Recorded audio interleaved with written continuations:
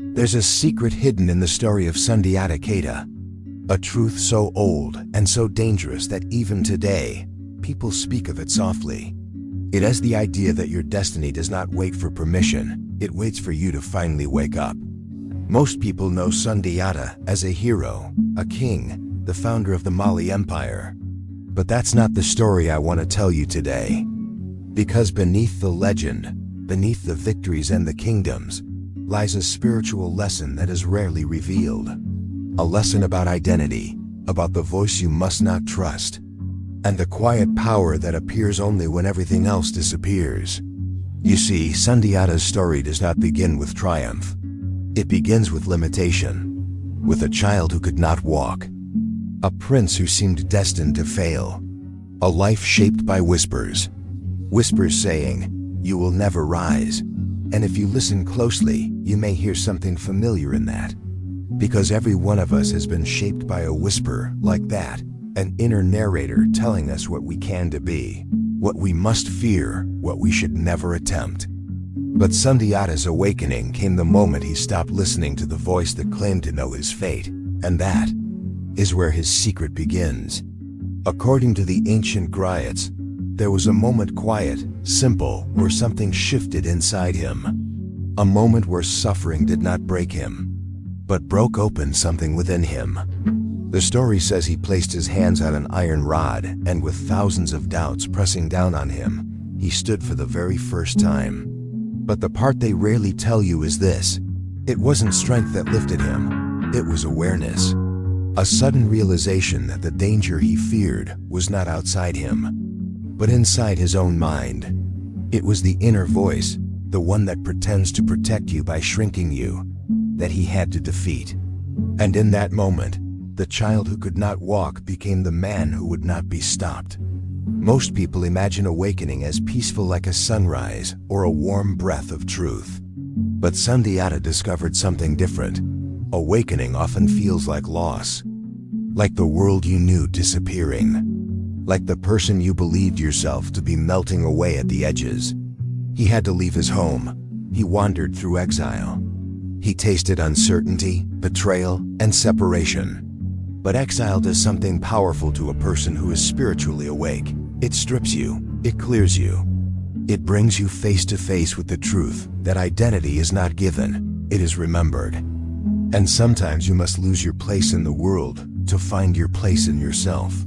When Sundiata finally returned to his people, he did so with a clarity that frightened those in power.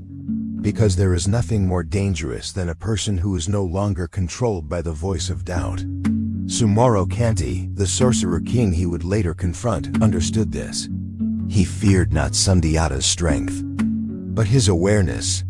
Because awareness sees through illusion. Awareness cannot be manipulated. Awareness exposes truth. And truth is a threat to anyone who survives on fear. So the real battle was never between kings. It was between consciousness and deception, between the truth you awaken to and the lie that tries to silence it. And this is the part of Sundiata's story that is rarely talked about. His victory began long before the battlefield, the moment he stopped trusting the voice that wanted him small. There's a Griot proverb that says, "Destiny is like a seed. It does not grow when you see it. It grows when you finally stop running from it." Sundiata did not rise because fate chose him. He rose because he chose awareness over fear. He chose truth over the comfort of limitation. He chose the path that required him to step into danger, into mystery, into the unknown. And in doing so, he remembered something we all forget. Your story is never the one you're handed. It's the one you wake up to. Maybe you too have a story that others wrote for you. Maybe there's a voice inside that says, "You must not try. You must not change. You must not trust yourself." But Sundiata's life reveals something essential, something quietly powerful.